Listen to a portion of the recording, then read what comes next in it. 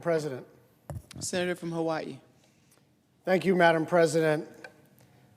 Disaster survivors are running out of time. Disaster survivors are running out of money, and they are running out of patience. These people have been to hell and back, enduring the worst horrors of Mother Nature. Wildfires, hurricanes, floods, tornadoes. They've lost loved ones, they've lost their homes, they've lost their livelihoods.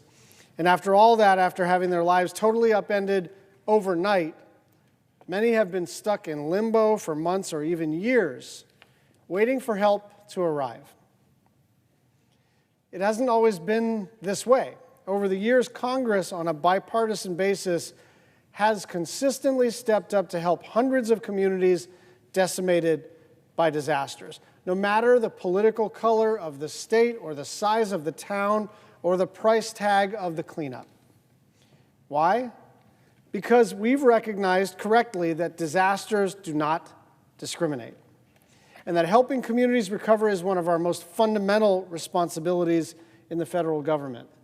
What is the federal government for if not to help our fellow Americans in their hour of need? What are we doing here if we can't agree that disaster relief is urgent and important and necessary for the well-being of our country? It's not acceptable to keep survivors waiting. Congress must act. We need to pass disaster relief funding with the urgency that it demands and get survivors the assistance that they need to fully recover.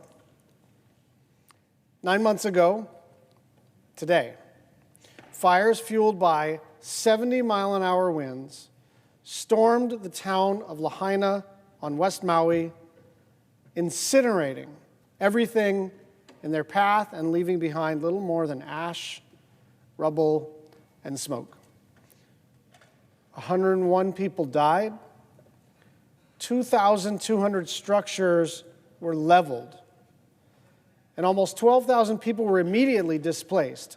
Just about everyone in that tight-knit community lost someone or something that day. A few weeks after the fires, when President Biden came to Lahaina, he promised the survivors that his administration and the federal government would be there to help as they recovered, not just in those early weeks and months, but throughout. For as long as it took.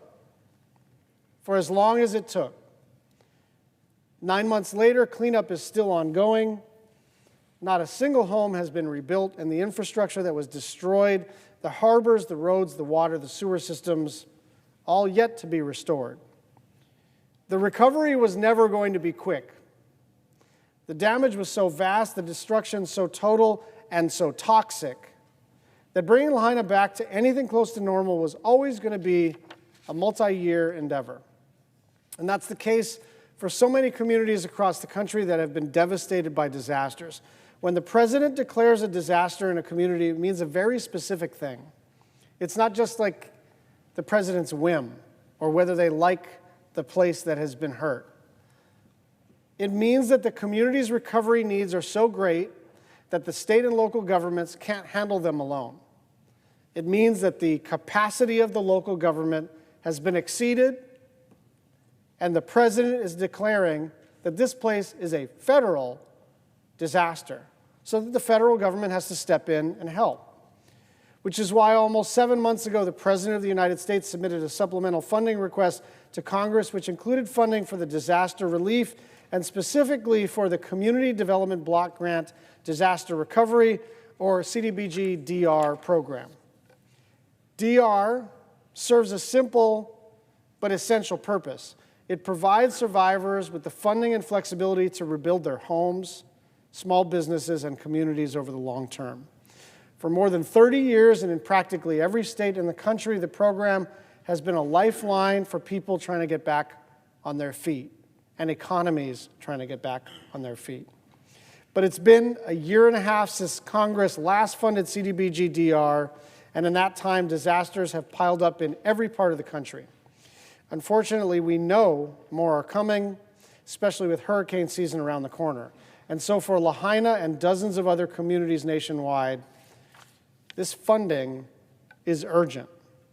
Rebuilding after a disaster as a community, but also as a family or an individual, is among the hardest things that anybody is ever going to go through. One moment, you're going about your day, going to work, dropping off your kids at school, making dinner for your family, and the next thing you know, you're living out of a hotel, if you're lucky, not knowing where your next paycheck will come from, or when or where you'll have a permanent place to call home again. The ordeal of recovery is hard, it's long, it's confusing, it's painful, and it's expensive. And understandably, survivors look to their government for help. They have waited a long time, but time is running out and money has run dry. Congress must act and pass disaster aid as soon as possible. We've done full-year appropriations. We've done an international supplemental appropriations bill. We're about to finish the FAA. The next big bill that we pass has to be providing disaster relief across the country. I yield the floor.